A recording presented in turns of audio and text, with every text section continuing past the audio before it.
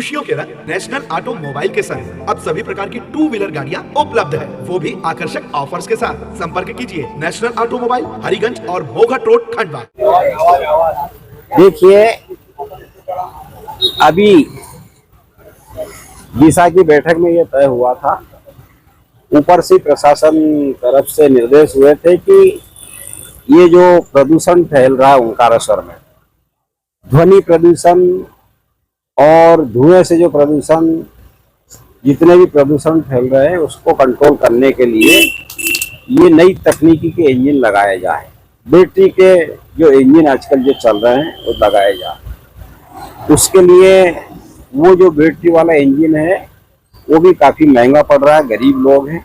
इसके लिए फिर एक नया रास्ता निकाला कि उसमें जो पेट्रोल का इंजन चलाया जाए, और पेट्रोल का इंजन भी जो रहे, धुआं रहित रहे, साउंड रहित रहे। इस पे आज चर्चा हुई। हमारे नाविक संघ, हमारे कैलाश गौरिया जी और पूरी उनकी टीम संगठन की, और हमारे सूरजपाल सिंह जी, मंडल अध्यक्ष जी, अर्जुन भाई, हम सब लोग यहाँ आए इसलिए। और कलेक्टर साहब से ये चर्चा हुई, आखिरी निष्कर्ष पर पहुंचे हैं कि पेट्रोल का इंजन कंपनी से ऐसा बुलवाओ कि जो उसका साउंड और आपका प्रदूषण दोनों का कंट्रोल रहे। इसके लिए नाविक संघ के हमारे अध्यक्ष जी, संतोष भैया हमारे नगर अध्यक्ष हैं, उन सब कुछ से चर्चा होने के बाद ये तय हुआ कि एक इंजन ला के टेस्ट करेंगे, डेमो इंजन बुला के उसको टेस्ट करेंगे। वो इंजन से हम वहाँ पे नाव चलाएंगे। अभी नाव चल रही है, बंद है? ये नाव तो चप्पू से चल रही है, नाव चल रही है, चप्पू से चल रही है, जैसी पुराना टाइम चल रही है।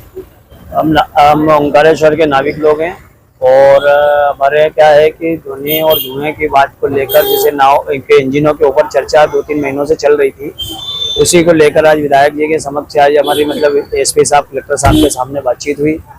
बातचीत उनका ये कहना पड़ा कि ध्वनि और धुआं नहीं होना चाहिए। इसी को लेकर हमने उनसे निवेदन किया है कि आप भी आए और नाव का डेमो देखें, और डेमो देखकर और उस इंजन को सिलेक्ट करें। क्योंकि वर्तमान में अभी हमारे डीजल इंजन बंद कर दिए गए, पहले हम डीजल इंजन चलाते थे, तो हम भी चाहते हैं कि मां नर्मदा स्वच्छ और सुंदर रहे, इसलिए ध्वनि और धुएं से रहित रहे। तो पेट्रोल इंजन में क्या है कि धुआं भी मतलब नहीं है और ध्वनि भी कम है। इस प्रकार से यात्री भी व्यवस्थित है। और हम ये चाहते हैं कि हमारी नावें, क्योंकि गरीब परिवार है, तो कम से कम इनकी रोजी रोटी चालू हो जाए।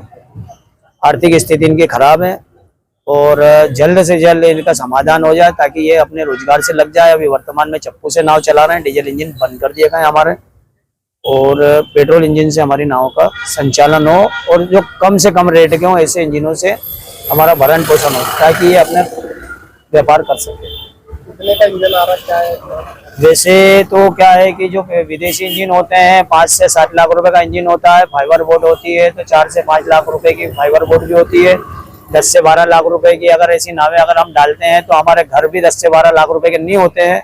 और अगर हम बैंक से अगर लोन ले लेते हैं तो 10 से 20 लाख रुपए, हम तो क्या हमारी 3 पीढ़ी भी ये कर्जा नहीं दे पाएगी। इसलिए शासन प्रशासन से हमारा हाथ जोड़कर निवेदन है कि कृपया ऐसा हमारा सहयोग करें कि ताकि शासन प्रशासन की बात रह जाए, गरीबों की रोजी रोटी चालू हो जाए, जिसमें डीजल पेट्रोल इंजन जो होता है सस्ते सुंदर होता है, साउंड कम से कम होता है। देखो मशीन है, मशीन चलती है तो कहीं ना कहीं ध्वनि तो साउंड तो होता है, लेकिन इतना भी नहीं होता है। तो इस प्रकार से हमारा ये भी सहयोग करें और हम भी प्रशासन का सहयोग करें। क्या बोले अभी उन्होंने यही कहा कि डेमो देखकर हम लोग मतलब डिसीजन पर आएंगे। क्या नाम है आपका? नाविक संघ अध्यक्ष कैलाश गौरिया।